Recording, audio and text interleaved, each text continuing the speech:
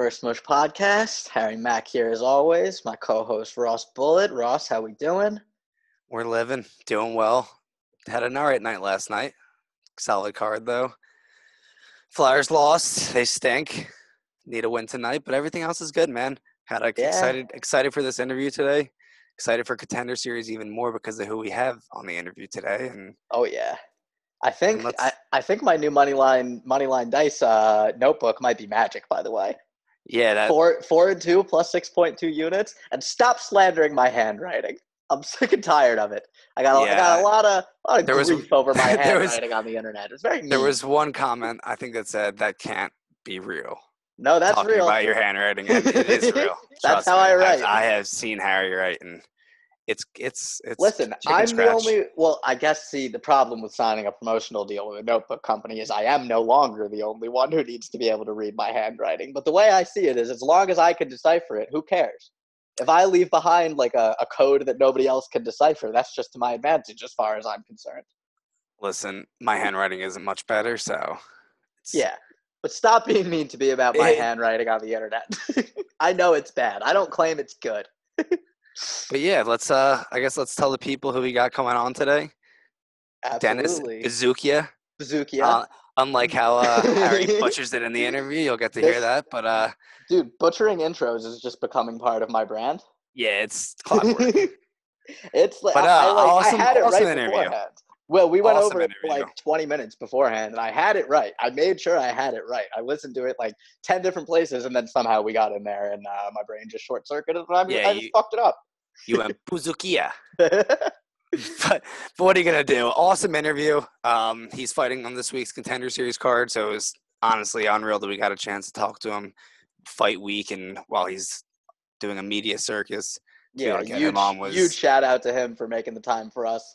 I mean, literally the interview he did before us was with MMA Junkie, who has like 500,000 followers on Twitter, and then he sat down with us two idiots. So huge shout out to Dennis. Very, very dope of him to give us his time. And yeah, I mean, if I wasn't already excited for Contender Series on Tuesday, I don't know how I could possibly not be now.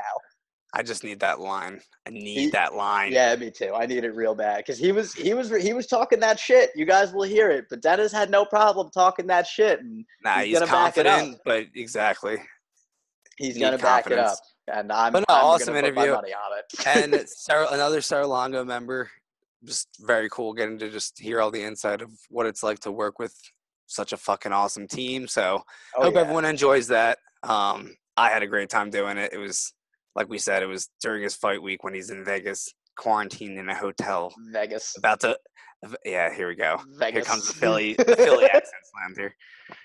Speaking of Philly accents, you hear Sean Brady. We'll get to that fight. He's Oh got the yeah, best accent of all time, maybe. oh yeah, straight out of Northeast Philly. But yeah, I guess before we get to our interview, we do have some violence to go over. It was a pretty fun card last night.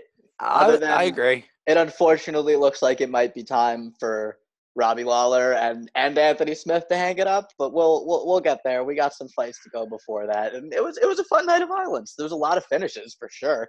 I got the prelims pulled up right now. The first four fights ended inside the distance. Yep. And you'll hear during the interview, I may or may not have accidentally had the fights on, and Accidentally. mid question was like, "Oh my god!" Correction, by the way, I thought it was Cyphers that got dropped, but she actually did the dropping.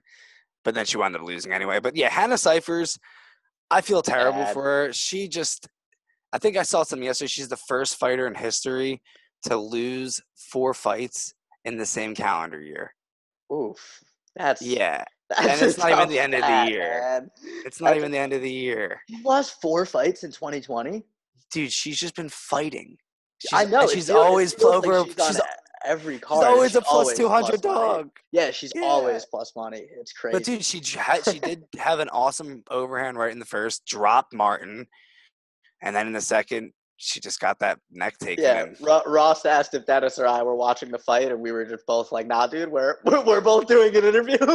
dude, who doesn't have a little bit of fucking like right now? I got fucking Mets Yankees on just so I can watch your team shit the bed. Yeah, I should. Rude.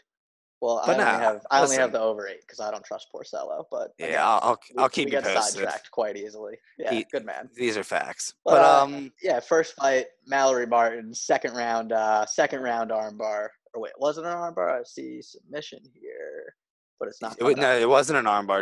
I think it was a guillotine This or guillotine. The second fight was an armbar. I think yeah, second fight was an armbar. I like a professional did not watch these first two fights. Well, the submission was after the interview, but fair point. But no, it was yeah, she took her it's back and post-work. it was a rear naked or I think it was a rear naked choke. Gotcha. Well, yeah, we won't spend either way too much time on those. Let's move on from these. Yeah, just get out of there. Hannah Cyphers. Sean Brady. Hopefully you can win. Sean Brady, hopefully, man. Sean Brady, biggest favorite on the card, closed at minus 450, I believe. Improves his undefeated record to 13-0 with a second round. I'm blanking again. Rear naked? Arm triangle. Arm triangle, yes. God, my brain is fucking applesauce, dude. Mushy mush. Such applesauce. But I mean, that was a dominant fight. Just pieced him up the first round, fucking minute 47 into the second. That was that. Dude, I gotta be honest, like, hopefully we can get him on the pod to talk to this guy, Philly guy, another one. Dog, we're gonna see now we have 3 guys that are legitimate names in UFC from the Philly circuit just upcoming. You have plenty more, another of course. CFFC alum. But you got the Dawkins brothers and Sean Brady and obviously Felder and Eddie. Bill Algeo just debuted also. Bill Algeo. So, yeah, you got these guys. But, dude, I thought the funniest part of this fight, Brady looked awesome. First round, he won the round. He didn't have to do too much. But that shot that he took just in the second round, he caught the leg kick and just double leg takedown, put him on his back. That grip that he had to finish that fight, dude. Aguilera was doing everything right, scrambling, flip-flopping around like a dead fish, trying to get that grip fucking loose. And after 3 like shakes, but it was hilarious. Felder's like, he's out. I'm telling you, he's done. Screaming when the fight's still going. It's like Felder is so chill the bad. fuck out, guy. Felder is so bad at assessing whether a submission is in or not. I feel like every fight, Felder, it's under the chin. It's under the. Oh, he's out. He's out. He's out. Oh, he's out. There's no danger there. Oh, he's unconscious. Felder, he was right. He was right, but he was more saying because he knows Brady and trains with Brady, and he knows how the grip. I actually talked to a friend of mine that trains with him as well and said everyone they train with, he puts out. That squeeze. The squeeze, it's like no other. And just awesome to see another fucking, like I said, Philly guy going, and he might be a legitimate guy to look out for at this point. 13-0 is no joke of a record. He looks like a problem. The Mets just hit a 2-run dinger. Oh, dope. But yeah, I that was an awesome fight. That was like for me, that was really the start of the card. No offense to the first 2 fights, I just didn't have much interest or much action on them. But I had Brady inside distance, so that was a fun start. Likewise, that was kind of the start of my night as well. No disrespect to the ladies, but it's tough to get it going that early in the end. Well, we talked about the Cyphers fight. We should just say how impressive the submission from Viana was. First round, just to grab that arm and finish it that quickly was awesome. So shouldn't just totally gloss over that. Very true. Yeah. We were saying right before we came on, I was looking at that fight and something was just fishy there. Polyana was a plus 110 dog with Whitmire coming in with a 4-3 record. Polyana coming in at 10-4. Something just didn't quite add up there. And we saw it play out that way. Yeah, exactly. But after Brady, we had Caceres again. He's fun, dude. He's fun. He's electric. He's one of those guys that it's just impossible to not have fun watching. He comes out, he's dancing, he's bouncing around, he's having the time of his life. I like the throw. I kind of wish he didn't get rid of the throw, but I feel like he's kind of on a tear since. So who am I to say? I got to be honest. I hated him because I really wanted to see Chase Hooper just keep winning, and he got killed by him. Yeah, but Caceres pieced him up. But Caceres came out fucking strong here, man. Real fucking strong, yeah. Springer, who isn't a slouch. No, definitely not. Up and coming guy. First round sub again. Yeah, I think a lot of people have Caceres pegged as a gatekeeper at this point in his career. He's the record isn't incredible, 17-12 after last night, but he's still a legit guy. He's got really high level striking, really high level jiu-jitsu, and then yeah, I mean, just like that, first round yesterday, pieces him up on the feet, gets to the back, and that's that. He puts you out. Yeah, that was it. And honestly, it's funny. Like you said, people think he's a gatekeeper, but taking that Hooper fight might have been the best thing for his career because a lot of eyes were on it, Yeah, and he just outclassed the shit out of a person. He was a heavy dog. Hooper was -200 favorite in that fight, and people know him because of that now. So yeah, for put these himself on the guys, map a little bit. for everyone that says why is this guy taking this fight when they're going up against these young prospects, it's for reasons like this. You beat that prospect, you go in there, you put on another performance, now he's in the picture. Yeah, no, absolutely, man, absolutely. But yeah, I mean, that was a great fight. Honestly, I feel like we had a stretch of, from the Brady fight on, we had a stretch of fantastic fights. To be honest with you, Yeah, this next fight, this next fight was fun, man. it was, and the ending made it obviously. Yeah, of course. Yeah. So Zach Cummings, Alessio Di Chirico. You gotta put some stank on that. Yeah, That yeah, Italian add a name. little gabagool to it. But yeah, relatively back and forth fight. But Cummings kind of led the dance a little bit, outstruck him. He had, I think it was in the first, he had a nasty body shot that folded him for a little bit, and then yeah, like you said, the end of the fight. If there wasn't a stamp on it, Cummings absolutely put a fucking stamp on it with that head kick, and then bell rings. Di Chiquero saved. Di Chirico gets saved by the bell and tries to stand up, and his legs are just absolute noodles. So I kind of had an issue here. I wasn't sure what to think. You wanted the But stoppage? I kind of think that should be stopped because I get that the bell rang, but the punch that dropped him was before the bell. And if he stands up and he falls like he did, it should be waved off. That punch Yeah, that but landed. you stop the fight to protect the fighter. So if you're not protecting him from anything and you get that far, I kind of get it. I think if it was a second earlier, Yeah, but what if and Cummings doesn't win that fight? But On if the it's a second scorecards? earlier and Cummings tries to close and follow up with some ground and pound, I think it absolutely got stopped. But Cummings was also content to just kind of walk it off. Well, he could. There's nothing he could do. He No, landed the shot. The bell yeah, rang. He can't jump on him. But of course. But even if he just if he immediately following that kick went to follow it up with something, the ref might have jumped in as the bell's ringing. You know what I mean? Yeah, it was so I don't think I've ever seen a shot like that close to the bell. Yeah, the only one I can was think of is Cody TKZ Yair, but that was a few Cody seconds. recently. Yeah, Cody recently too, but but that wasn't the end of the fight. Also, No, yeah, just the ended the round. TKZ Yair one was the end of the fight, but I think that was with a few seconds earlier, and also Casey went completely limp. Dude, I don't know. My thing was if Cummings didn't win on a scorecard there, then I would have had a big problem. But he did, and I guess it doesn't matter at the end of the day. But I just think that's a knockout. If you drop someone with the head kick like that and they stand up and fall, I think they're knocked out. Yeah, that's fair. I guess in the end, he gets the exactly. dub, yeah. So he won. So it doesn't matter. Point. Yeah. Exactly. But no, I feel where you're coming from though. And it was just maybe right when it happened, I just wasn't sure what to think. Maybe if he's down on the scorecards, the ref is quicker and stops in and waves it off. Because it was pretty convincing. But I don't even think there even for the ref, it was just such a weird instance because it was so close to the end of the round. Yeah. It was kick and then beep. So right, I think it wasn't even the ref had time to Did the bell ring before? Did the bell ring before he hit the ground? I think it did. Right? It was kick, bell, and then he dropped. Yeah. Yeah. So that's tough. That's a tough. It was tough. It was a weird one, but I said, I just think going forward, they should try to. That's a knockout. I think it should be. I really do. Yeah, that's fair. It's a tough one to argue. But like we said, he gets the dub. That's all that really matters in the end. He gets his money. But for people that had inside distance, that stinks. That's true. That's true. Those last few seconds. But all right, next fight. Maki Pitolo, man.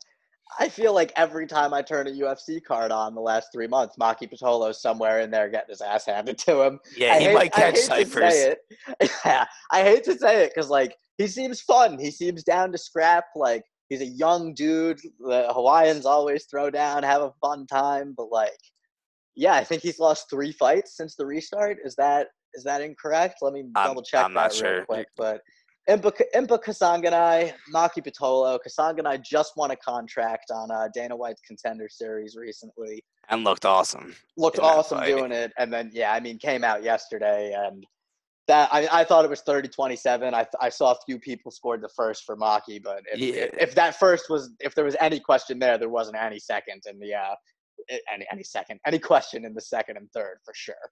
And in the first round, he beat Bird in his debut in June, but he's lost to Darren Stewart and Kasanganai since then. All right, so not as bad as. Oh no, that wasn't his debut. His debut was in October 2019, where he lost to Cowan Potter. But then after the restart, he won a fight. So he's 1-2. 1-3. 1-2 yeah. since the restart. 1-3 in the UFC, which is tough. And also, I'll say, Kasanganai was one of my bigger plays last night. The first 2 minutes of the fight, I was a little worried. I thought Pitolo actually came out and looked good. But, dude, listen, if you wanted to give him the first round, go ahead, I guess. Yeah, but even in that first round. The first round, Kasanganai, he just went off. Once he found the range, he was that definitely getting landed? off more damage. Oh, yeah. I was about to say 7 or 8 strikes. It was 24-22 Pitolo in significant strikes, but like I don't have the numbers in front of me. Kasanganoi had a bunch of control time up against the cage, and even though he got outstruck by 2 punches, he absolutely landed more damage. I mean, he split his eye open. Pitolo was leaking early. Yeah, he had a fucking mouse on top of his forehead there on the other side. There was no question in my mind he was getting more damage off. Both sides of his face were split open from that flurry I'm talking about, where I think there was like a minute 30 left in the round, and it was looking like he might be losing the round, and he just came forward, and I think it was like a 6 or 7 punch combo where he landed every single one. Yeah. Split open one side of his face, and then he opened it up with straights, and then just started ripping hooks. So I thought that was enough for him to win that round, but whatever, however you want to score it, 30-27, 29-28, it was a win. Yeah. And he looked fucking awesome.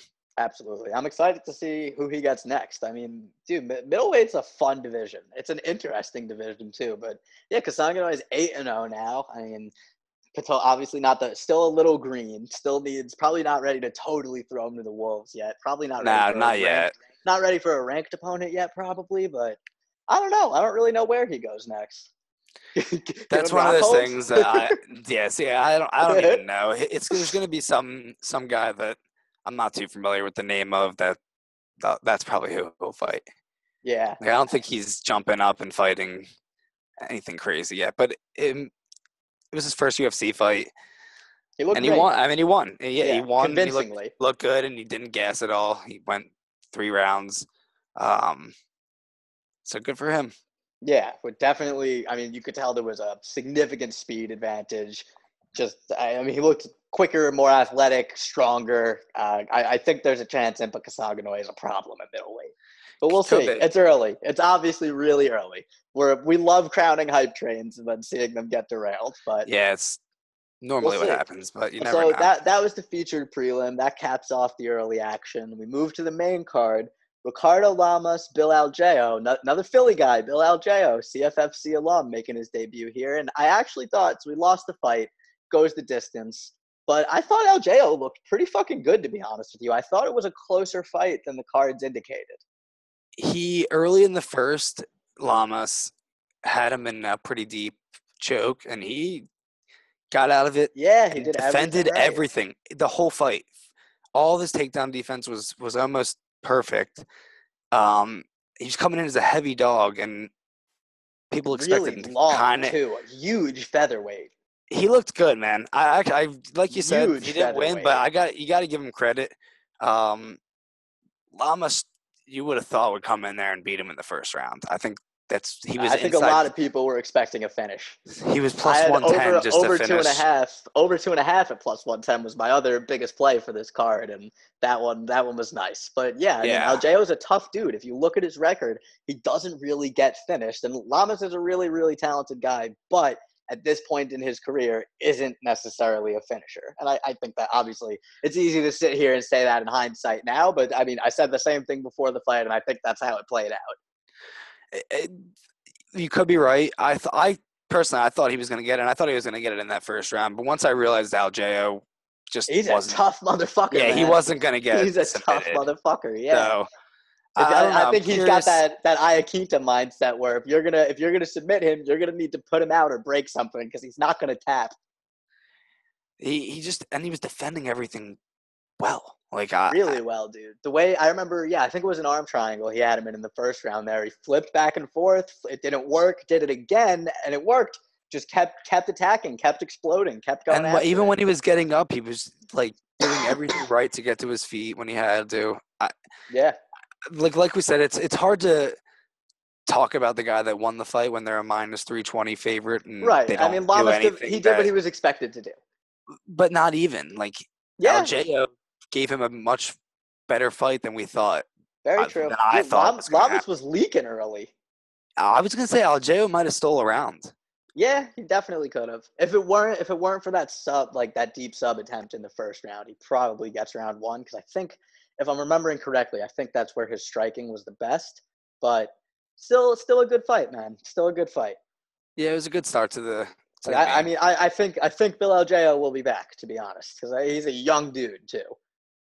If you can come in and you take Lamas to the distance and hold your own, I think he deserves another shot. And you put on a fun fight. You know what I mean? Yeah. I feel like we've seen Dana reward guys in the past too. Even if you don't necessarily come out and win every fight, if you like look at a Mike Perry, you know what I mean? Who's like kind of had a big slide. I know he's kind of back on track now, but Mike Perry had a 3-4 fight losing streak. Well, I wouldn't say he's back on track right now because I don't know the next time he's fighting. Problematic, true. On paper, he's won 2 fights in a row. I'll give him that. But you know what I mean? If you come out and you put on a fucking show. And you put on a show for the fans, and the fans like watching you fight, you'll get that call back. Like Dana will reward that. I feel like. I agree. I agree 100%. I hope he gets another shot soon. I hope it's maybe a little better of a matchup for him, and get him into the win column. Yeah. Well, yeah. I guess we should also say this was I think he took this fight 1 week. Yeah, I was gonna say 2, but yeah, I guess a week's notice. I think this is the third fight Hall, right? It was the third matchup change for Lamas, so which is tough. We should give him credit there. Definitely. Yeah, I guess we also this card was announced so long ago, and Corona has fucked up so much shit that we forgot that Yair versus Yair Zabit was supposed to be the original headliner on this card. Yeah, honestly, I had not even thought about that until you just brought that up. Fun. But because the main event was 3 rounds because they wouldn't give Anthony Smith more money to go 5, which I respect him for. Fuck that. Why would I take the same amount of money to fight for another 2 rounds? He would have just gotten dominated for 2 more rounds. Also probably true. Yeah, also probably true. All right, let's move on now. Yeah, let's move on. Going. Next fight, Alexa Grasso, Ji-Yoon Kim. I guess another fight that kind of went the way it was supposed to on paper. Grasso was a minus 260 favorite, I believe. 300, I think it closed that actually. Oh wow, true. I guess I missed the end of that line getting pushed there, but Grasso came out, but both of them with good records. So Grasso now 12-3, Ji-Yoon Kim now 9-3-2. Two draws is kind of a strange thing to be involved in this early in your career, but yeah. I guess that's why you got to finish. That's why you got to finish fights. But yeah, Grasso looked good, man. I mean, Kim really didn't have all that much for her. Grasso fought her kind of fight, kind of controlled it. I don't know. There's not much that's incredibly. There's not much that was incredibly interesting. I don't know. I partially disagree with you. I thought it was almost like somewhat of a war. They were throwing bombs, dude. Kim was eating shots that dropped probably 95% of women's flyweights, and she just walking, chin. Dude, crazy chin. When you go back and you rewatch that fight, some of the shots she was eating, dude, I was just like, oh my Lord. And then she would still walk forward and she was throwing Is it bombs also. is it a Um, problematic thing to say that these South Korean fighters just seem to have like ridiculous chins? Because I feel like that's a recurring theme.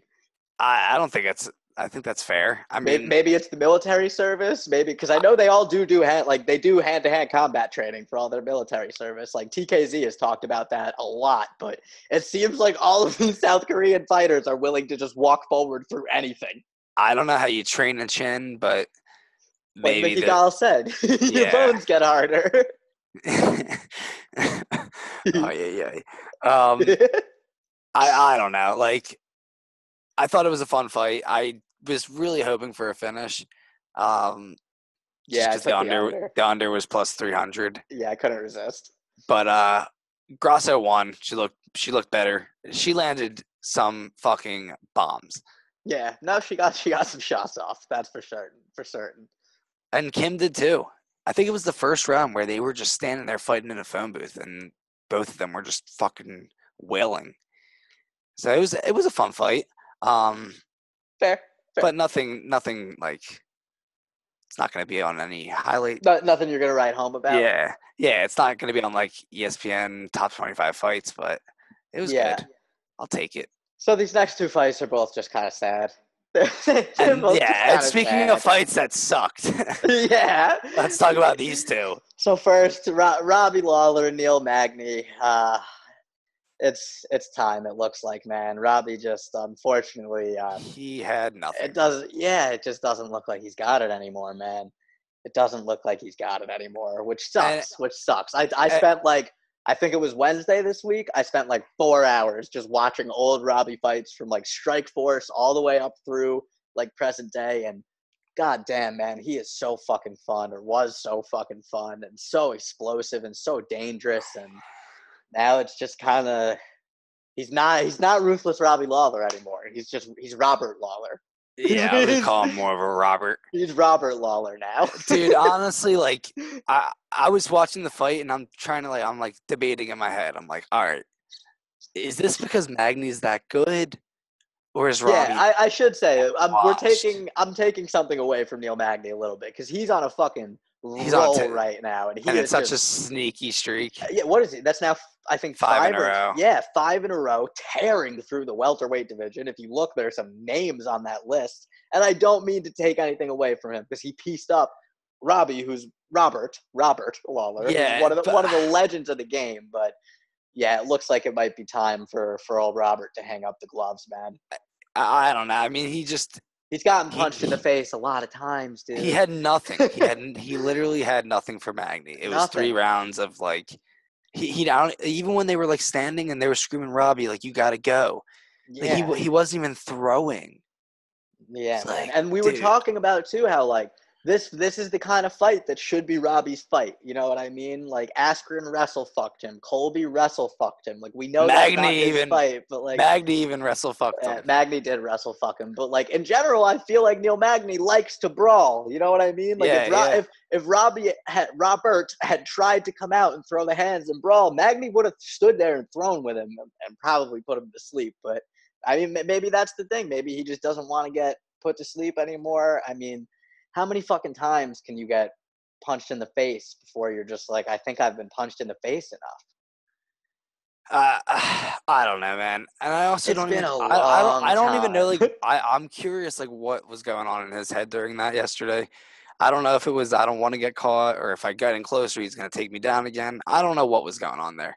He didn't do anything to try to win the fight, and it No. was so after that long of a layoff to get a Yeah, guy like Magny, you got to come in with something if you want, like, and if we've you want your seen career him to in the be saved. past. Like we've at least seen him in the past when he's fought wrestlers where he's thrown that short uppercut, he's thrown that knee. He figures something out eventually to keep you from just shooting on him nonstop. But Not this I one. mean, and you know what? Maybe we really are just like taking it away from Magny that much, and like maybe Neil Magny is that fucking good, and like because I something think it's I just a doubt. total mix.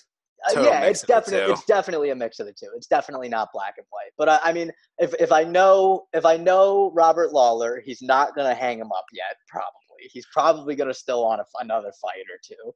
And who knows? Maybe he comes out in a fight against some where they kind of give him more of a gatekeeper fight than a real contender fight, and they give him someone who's a little greener, and maybe then he shows something. Who knows? But I think his days of actually contending for anything are definitely behind him. I don't think that's a hot take at all. Nah, I think you could probably stamp that one, send it in. Yeah, I don't unfortunately, if I there's don't a see how Rob future, it can get looks like back into it's contention. yeah. If there's a future for him, it looks like it's as a gatekeeper, which is very, as a fan of the sport, is very unfortunate. He could just fight Rory McDonald again. I think That would everyone be would be down sweet. for Go that. to Bellator and fight. Or no, Yeah. Rory's PFL now, right? I was gonna say I don't think he's Bellator Yeah, anymore. he's PFL now. Go to PFL and fight Rory. That'd be sweet. Just, I'd be down for that. Just do that, that like fight once every that 6 fight months. got me into that fight. Like was what really got me into UFC. The end. What was that? The end of the third or fourth when Robbie spits the blood on the ground and they just stare at each other. Dude, his All-time lip, fucking moment, man. his lip was like half falling off. Yeah, all-time combat sports moment. All-time combat sports fight. But all right, and then we can go from one fight probably going to retire to another. Yeah, moving on from one kind of sad fight to another, and one guy who's been punched in the face way too many times to another who's been punched in the face even more times. Anthony Smith, man, that sucks. That sucks, dude. He's lost his last 8 rounds. He hasn't won a round. Like, he literally hasn't won a round in his last 2 fights. Listen, I don't know. It's and going back before that, I'd have to think, but who the fuck knows? So what was the last? No, he beat Gustafsson. Yeah. You're right. But losing 8 consecutive rounds is tough, man. It's not that he lost 8 rounds. It's that he got dominated. absolutely dominated and had nothing for either opponent. He lost 8 rounds and probably got 10-8 in half of them. I was like, just the whole fight. It's unfortunate.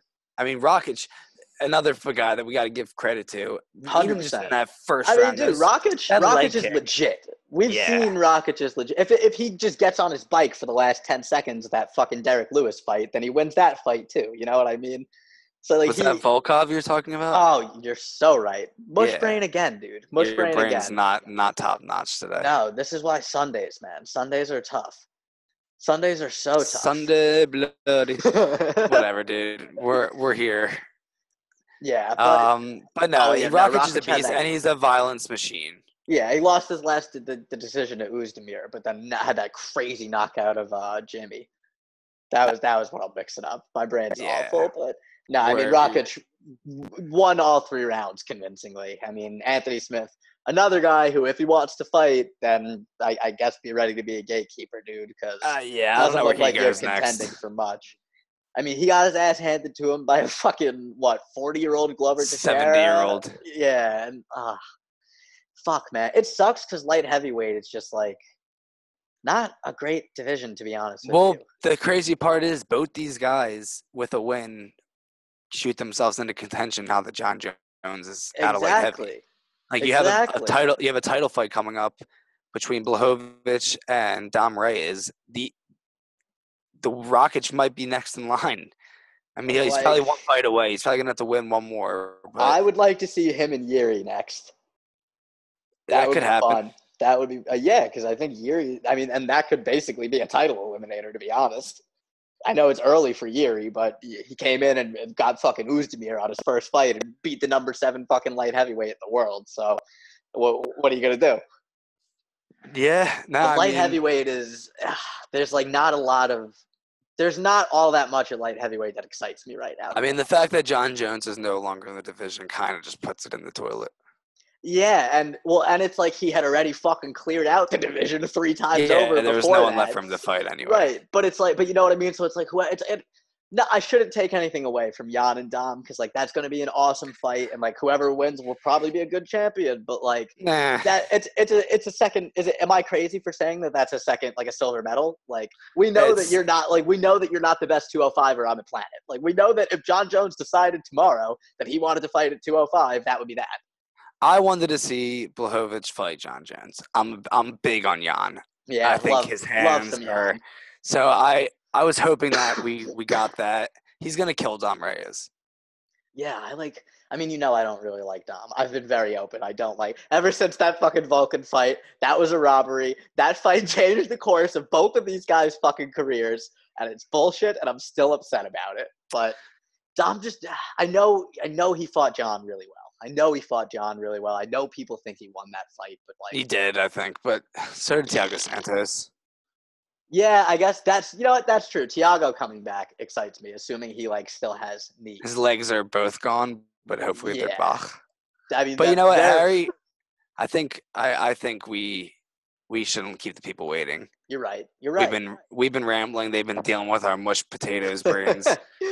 Yeah. Overall, though, good fight card last night, especially for didn't have to pay for it. I guess unless you do have to pay for ESPN Plus, but you know what I mean. Not a pay-per-view. Bullshit. Dana White did not speak at the Republican National Convention to be bumped for an Austin, PA college football game. That is horseshit, and I have a problem with it. I don't get it either. How the fuck did they let that happen? What's going on there, ESPN? But whatever. I guess it's still it wasn't a pay-per-view. We didn't really have no pay-per-view, so it was a nice fight card. The next couple ones are kind of like that until we get to the 19th. They're like some sneaky let's shoot over to the interview. Well, we could talk about the future fight cards after. Absolutely. So we got Dennis the Great Buzujka. No, Buzujka. Buzujka. I can't do the fucking. Not Buzujka. He's not Japanese. Buzujka. He's Albanian. I know. Buzujka. I can't do the Eastern European names. Just call him Buzujka. Yeah, call him Buzujka. It's the two consonants in a row that really gets me. That's always been a real problem for me. But all right. Regardless, I'll spend less time butchering our boy's name and letting you listen to him because he's ready to fucking fight, and I was ready to run through a brick fucking wall after this interview. So if you're not excited for Contender Series already, definitely get excited. Get locked in. Let's kick it over to Dennis. Let's go.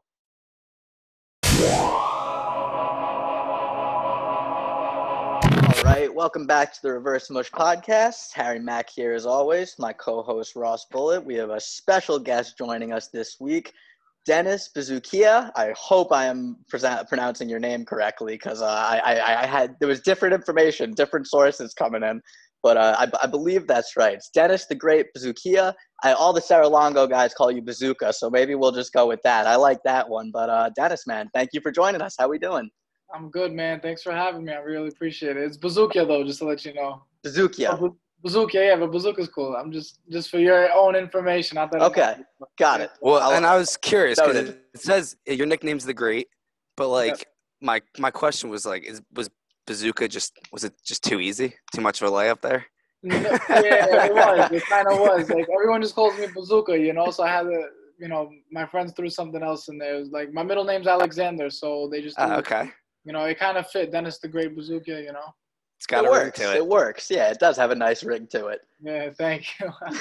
There you go. But so, yeah, thank you for joining us again. Fight week for you. Tuesday, Dana White's Contender Series coming up. Man, what a fight that's going to be, man. I'm going to talk about another name I'm definitely not going to pronounce correctly, but Melsik Baghdasaryan. Yeah, bag that ass up, something like that. Yeah, something like that. Yeah. It doesn't matter anyway, because I'm sure you're going to get him up out of here real quick. Yep. Earn yourself that UFC contract. But I guess we just want to, talk a little bit about just leading up to this, what got you here. So you made your pro debut in Bellator you were 21, right? Yeah, it was my birthday's October 1st. That fight was October 13th, so it was less than 2 weeks after my 21st birthday. Wow, that's at least you got to celebrate the right way. That was my celebration. Yeah. Couldn't have gone better. Nah, that's awesome. It's not a bad way. When people ask you, however many years from now, how'd you spend your 21st birthday? I made my professional MMA debut with a knockout. Not bad. Yeah. Nothing crazy, Nah, but after, what was the plan for you? Did you have any idea what was next? Or, because I noticed you went to Ring of Combat. Did you not want to stay in Bellator, or what really led to that? Right. So that's a good question, actually. No one's ever asked me that. After my last amateur fight, I knocked a guy out in the first round, and they told me in the locker room, it was under one of Lou Neglia's shows at the Capitale in Manhattan. Knocked the guy out, and I go up to the locker room. They're like, "Yo, listen, you're definitely ready for pro next. There's no doubt about it." they're like, we might have something for you in October for Bellator. I was like, holy shit, that would be sick. So it came up. Lou was the one who put the matchmaking together. So then the thing is, like, when you fight with Bellator, if you stick with Bellator, they kind of keep you. And the goal's always been UFC. So I didn't want to get really stuck in with them. Like, what's his name? Scott Coker followed me on Twitter after the fight. Like, I had a bunch of buzz behind me about it after the performance. But I knew, like, following Al's footsteps, like Iaquinta, Aljo's, Marab's, they came up the Ring of Combat ranks. So, you know, I listened to my coaches, I listened to my team, and we talked to them. And they said it's better to stay in Ring of Combat. You know, maybe it's not as big as Bellator now, you know, but you take smaller steps now to get to that big step later. So, and here we are, you know, it worked out.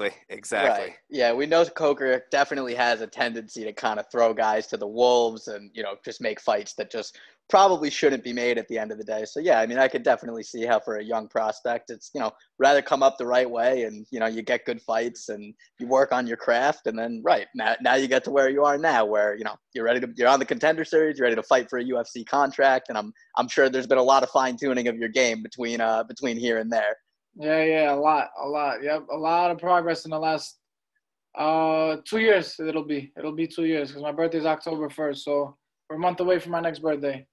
Well, yeah. Hopefully we can socially distance and get fucked up together after your UFC contract. Yeah, I don't care go. about social distancing. I got the antibodies, bro, so I don't care. Okay. There you go. Hey, I'm chilling. They're like, yo, we're gonna test you. I'm like, all right, you can test me whatever. I don't really care. You know what I mean? Yeah. So you know how people like they stress a little bit. Nah, it's all good. You know, like sometimes people stress a little bit. Like let's say someone smokes weed and they gotta take a drug test for work. They're like, oh shit, it might come up positive. Like when I take the COVID test, I'm like, yo, I don't give a shit, man. I know, I'm good. There you go. I did want to ask a little bit. So, like, what is the COVID testing procedure for Contender Series? Basically the same as it is for what they're doing for all the Apex events right now? Because I know it was you had to get tested before you fly to Vegas, and then when you get there, and then there's a quarantine period, and then I think I read it was 3 fights during test week. Yeah. So, I didn't test before I came. They said they were gonna send some shit to my house, but they didn't. Nice. Or maybe they did. I forgot it. I don't know. Might have gotten lost in the mail. Yeah, maybe. Nice. I don't know. They said they were going to send it. But so I get here. They brought me out early to do like some media stuff. So I took the test the first day. I had to quarantine until the next day. So there was that. That was one test. And then now, I was free up until today, this morning. Now today is when the Contender Series guys are supposed to come. Today's like technically fight week. Okay. Gotcha. So that's when everyone else came. So now I had to take another test today and kind of quarantine until tomorrow. Like I'm given a little more freedom because I've been here, but I still got to quarantine. Like I can't leave the hotel. So that's another test that I took. And then I have to weigh in on Monday, take another test, and then quarantine until after the fight. Like until the fight, and then I'm free, you know? Wow. That's a Sounds process, like they're man. taking, I mean, you saw today, Kudaloba tested positive. He got pulled from the card. That sucks, man. I was looking forward to that fight. Second time. Yeah. So, I mean, at least they're taking. Last week we had OSP. Yeah. Oh, yeah, exactly. That should have been a fun one. That would have been. You know, it's kind of like it bugs me out because I've walked past him maybe 3-4 times since I've been here. And I mean, for me personally, I don't care because, like I said, I'm not getting the virus. But like for other people, like you know what I mean. I don't know how contagious it really is or whatever, but you know it's crazy. But the fact that they take all these tests and they have a lot of precautions, like security is super tight. They're very structured with the way they do things here, and so. With that being said, like if that's what it takes for them to have the fights go on, then I'm fine with that. You know what exactly. I was going to say, it's worked so far. I feel like MMA, the UFC has probably had the most success out of any of these professional sports with as far as the restart goes and just as far as their protocols working and guys, we haven't seen outbreaks and guys getting sick and so yeah, I feel like you'd rather them at least err on the side of being too strict and too stringent than just be oh yeah, no, just fly in and we'll put you in the cage and whatever happens, happens. No, luckily that's not the case. But yeah, so I mean also just speaking, you said weigh-ins Monday. Has weight cut, has that been more difficult during all this or has it kind of just been the same thing fight week or How you feeling? I want to say, to be honest, it's been a little bit. This might be the easiest one. Only because like I know all things considered, it's like a new environment, this and that. But like I was here back in June. I cornered Aljamain for his fight against Sanhagen. We stayed for Marab's fight. So I've been through the quarantine, the testing stuff, like all the rules and shit. I've been around the place where everyone's at, like, so I'm super familiar with it. I'm in a familiar environment, so this is easy for me. You know what I mean? There's no like external factors that throw my mental game off. Good. So yeah, but my weight's been good. Like it's super hot out here, so that's kind of helping. It doesn't hurt to cut weight, I guess. Yeah, it just sucks because I sit want out in the desert, water, but I can't. Yeah, it makes it hard. Gotcha. But I'm good. I'm good. Yeah, I'm always make weight, but I'm growing because I'm 22 and I'm still growing every fight. So the weight cuts do get harder. But For sure. I'm like a professional. Makes sense. It's very rude of you to be 2 years younger than the two of us and about to earn a UFC contract. It's very rude. Hard work, man. Hard work pays off. Exactly. Absolutely. No, you've certainly grinded for it. Certainly deserve it. And can't wait to see it happen, man. But so yeah, I was looking more into the fight a little bit. So your opponent Melsik, it seems like his deal is he's either going to come out and finish you, or he's got one career loss and it went the distance. So he's going to come out and finish, throw everything he's got apparently in 10 seconds. He's going to come out like he's shot out of a cannon. So is that something that when you look at a guy's record and you see that, he's got all these early stoppages, like, is that something that you kind of build your strategy for the fight around? No, to be honest, no. I don't base my game off of him. I do it like I've seen his fights, like those MMA fights. There's not really much to look at because that's what he does. He comes out crazy and finishes the guys quick. Right. But I am prepared for every situation. Like I'm prepared for that, or I'm prepared for a 3-round war. And I'm expecting him to be ready for a 3-round war because this is your one shot. This is the one that counts. So whether he wants to come out crazy, which I hope he does, so I can fucking knock him out. Love that. Do that, or we can go a technical fight, and I show him the better fighter. I show him the better mixed martial artist, and I finish him that way. So however he wants to do it, it's up to him. He could pick his poison. I love it. He can get to work however he wants it. Dealer's choice. Yeah, I'll let him start the first 10 seconds and let him pick his pace, and then we'll see what happens. And also, I've noticed, you have a nice little mix in your win column by finishes and going the distance and winning the decision. Is there, obviously you always want the finish, but do you like being able to go in there for 3 rounds sometimes and just show your dominance and win it on the scorecard? Or would you rather just get the flashy finish? I'd rather always get the flashy finish. No injuries, no cuts, no scars, no stitches. Like my last fight was a war. I don't know how familiar you guys are with it, but that being said, after that fight is worth 10. You know what I mean? Like it was a war. Tough guy, older guy. I think he had maybe like triple the amount of fights I had. Tim Dooling, he was a champion. A lot of finishes. He was good on the feet, good on the ground, great gas tank. So he's a really solid opponent, and he beat tough guys. So knowing that, like I went in there, I had a war. I know I could dig down deep, keep pushing forward, and do what I have to do to win. So now taking that into this fight, I know if Melsik wants to come out hard, I'll be ready for that. If he lumps me up or if he smashes a shin across my head, I'll be ready for it. You know what I mean? Like, I know I could take it and keep coming forward. So a fight like that is worth gold. It's nice to get knockouts every fight. Like, perfect example, Melsik. He got his knockouts in every fight, first minute. But now when you go against a guy like me who's not going to go down from a kick or from a hard shot, what do? You know what I mean? Yeah, exactly. Exposed. Exactly. He's going to have to find out Tuesday night. And like you said, he's going to get exposed. He's tough. Yeah, I said it, not you, so it's okay. There you go. I plead the fifth. He's tough. I'm not overlooking him at all. You know what I mean? I don't want it to come off like that. I know he's tough. He got here for a reason. But I think it's just different. I'm different from him. You need that confidence in this game. Absolutely.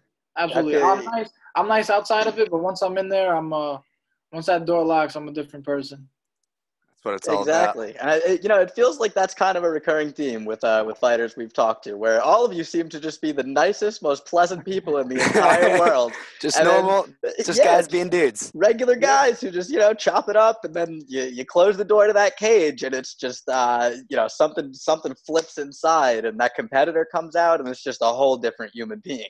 Whole different thing. Yeah, I absolutely agree with you. I think those are the best guys, honestly. Absolutely. You got to have that fire, man. Got to have that fire. Yep. But yeah, like what you were saying about like a 3-round war too. I guess also kind of like it feels like this is kind of the point of your career where like you want to put that tape out and you want to show to guys that you can do that. Like we were talking to one of your teammates actually, James Gonzalez, buddy of ours, and his big complaint from his last fight, his CFFC featherweight championship, was that he busted Sabatini's arm in a minute and didn't get to really put any tape out there. Which is, it's not the worst complaint to have. He still got a highlight reel finish and didn't take any damage. But that was an all-time highlight reel. Oh, incredible! Yeah, it was awesome. Incredible. We were actually sitting first row. Oh, no way! Yeah, we were cage side there. We met Aljo after briefly, met James after briefly. Very, very good people for sure. Oh, that's so we have a good Al Iaquinta story actually. Al was there, and there were some guys.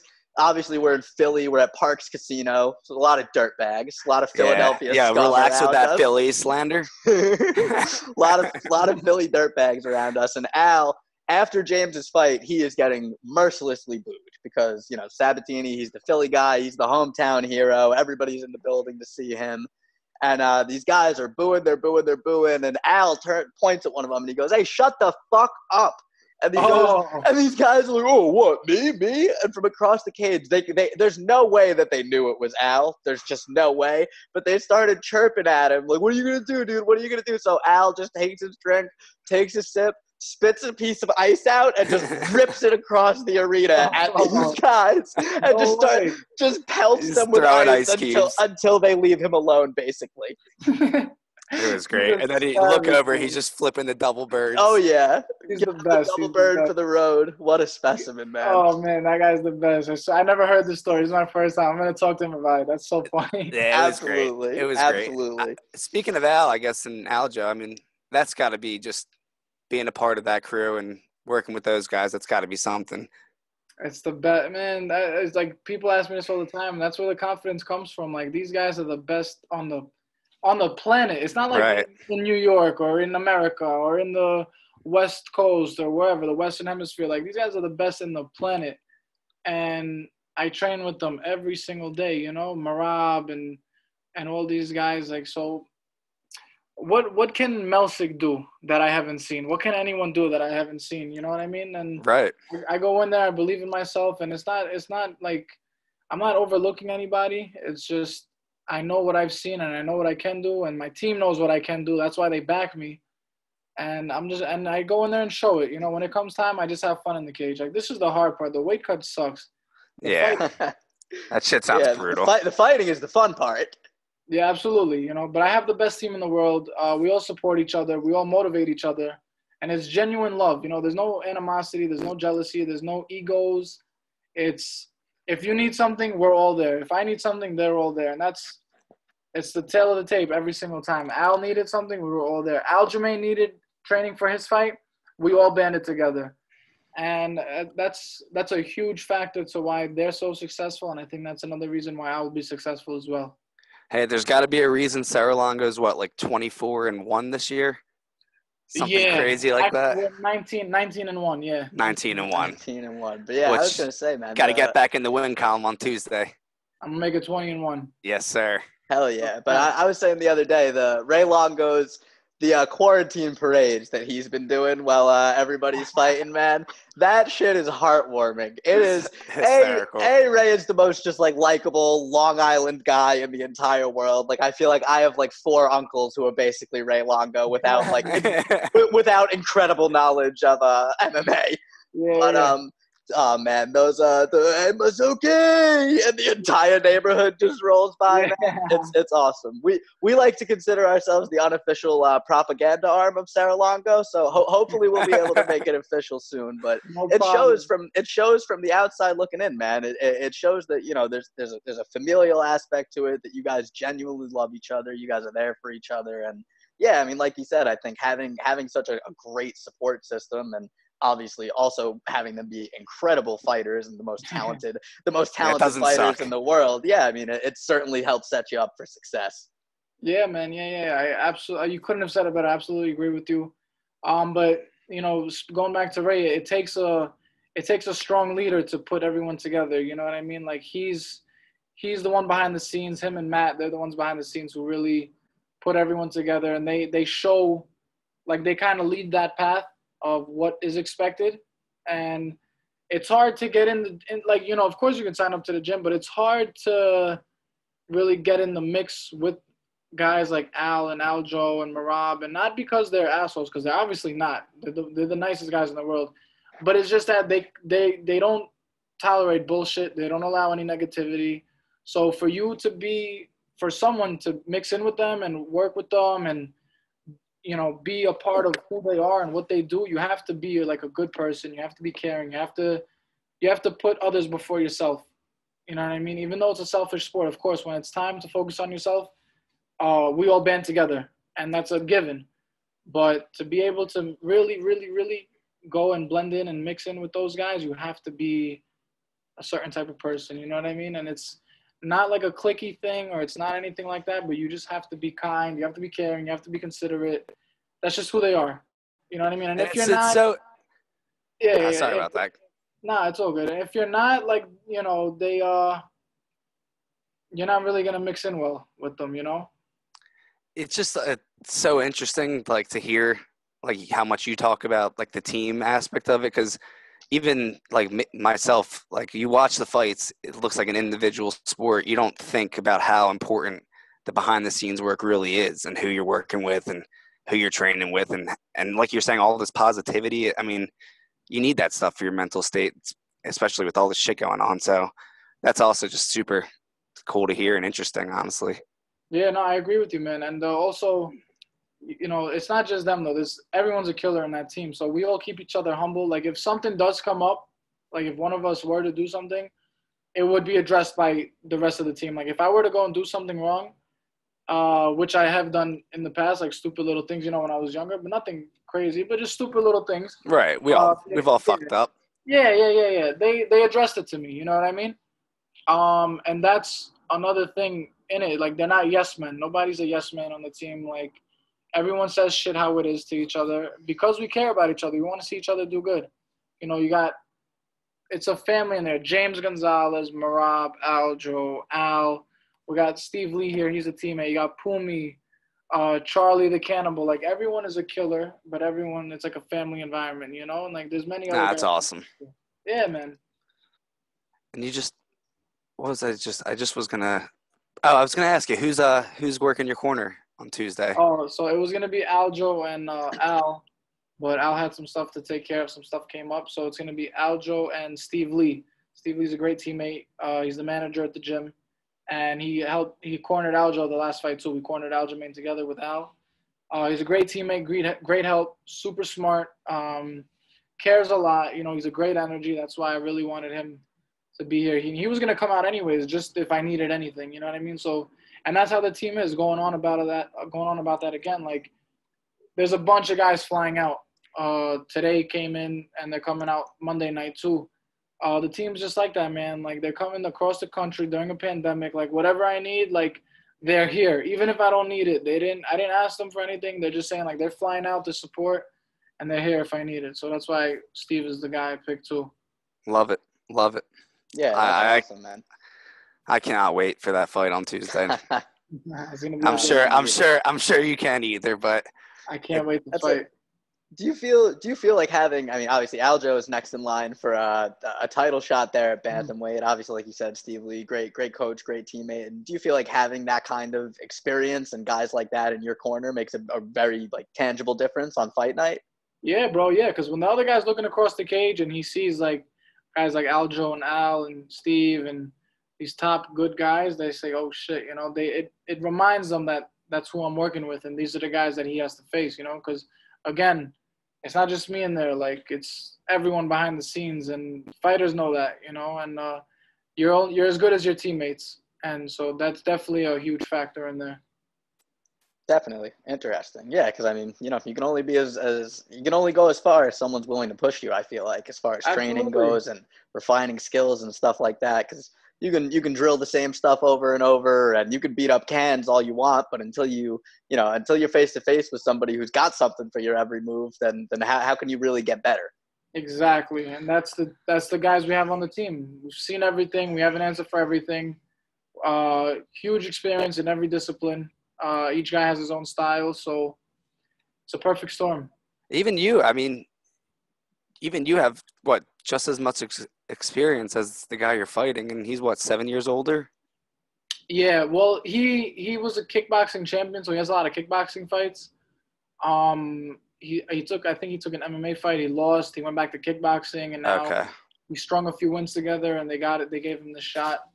So I think it's like a perfect opponent for me. He's not easy. I'm not saying he's a walk in the park or anything, but I think it's just a perfect opponent to showcase my skills, because you're only as good as your opponent. Like, I mean, a better opponent brings out the best of you, you know, and he's a great kickboxer, so I think he's going to bring out the best of my striking, and it's going to be a fun, exciting fight. Yeah, we saw, and speaking of just having a good opponent out there, even this past Tuesday night, it was the Silva Flores fight, I want to say. And Dana even said after oh boy, are you anyone watching these fights? Because Hannah Cyphers just got dropped. Oh no, I don't have it on, but that's sad. Yeah. Who got dropped? Hannah Cyphers. She's awake though, but she got dropped. I feel like she's been kind of a punching bag lately. That's unfortunate. That was super professional of me over here. Made a question, look at someone getting dropped, but hey, it's a fighting podcast. Yeah, exactly. Love of the game. But all right, man. We definitely don't need to take up all too much of your time. We could definitely let you go here. Is there anything you want to plug? Anything you want to make sure we get to? Just thank you guys for your time. Thank the Cerro Longo team. Thank my family, the Sports Science Live in Staten Island. I want to always shout out the Albanians all over the place, man.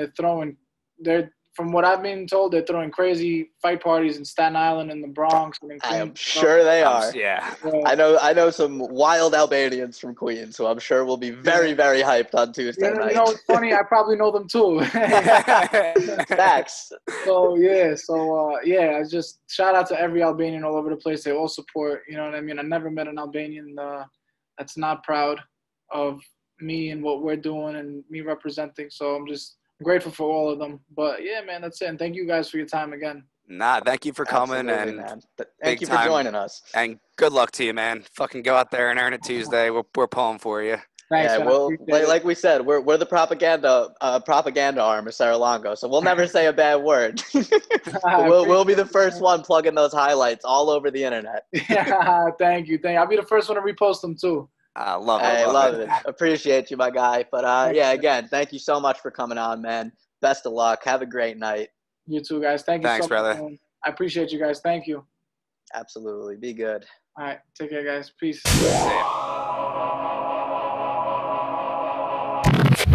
If you're looking for a place to bet MMA right now, and I know you are because you're listening to this fucking podcast, you need to head over to pointsbet.com, use promo code BACH, that's B-A-C-H, BACH. You can get a tiered deposit bonus up to $150, so you bet with 50, or you deposit 50, you bet with 150. It's that simple. That simple. You get a $25 free play for your troubles. So I don't know what you're waiting for. Go to pointsbet.com. Use promo code BACH. It's the best sportsbook experience that you can get online. Terms and conditions apply. Must be 21 plus. Offer only valid in New Jersey and Iowa. Please bet responsibly. Problem gambling, please call 1-800-GAMBLE.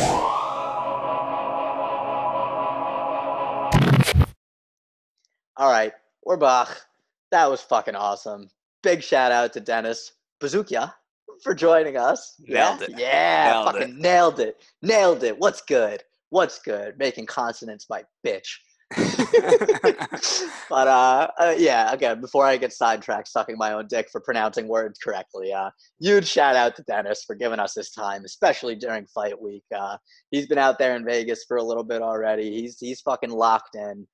Super interesting to hear about kind of the ins and outs of Contender Series, and even more interesting to, as we said, the self-professed propaganda wing, the unofficial propaganda wing of Sarah Longo.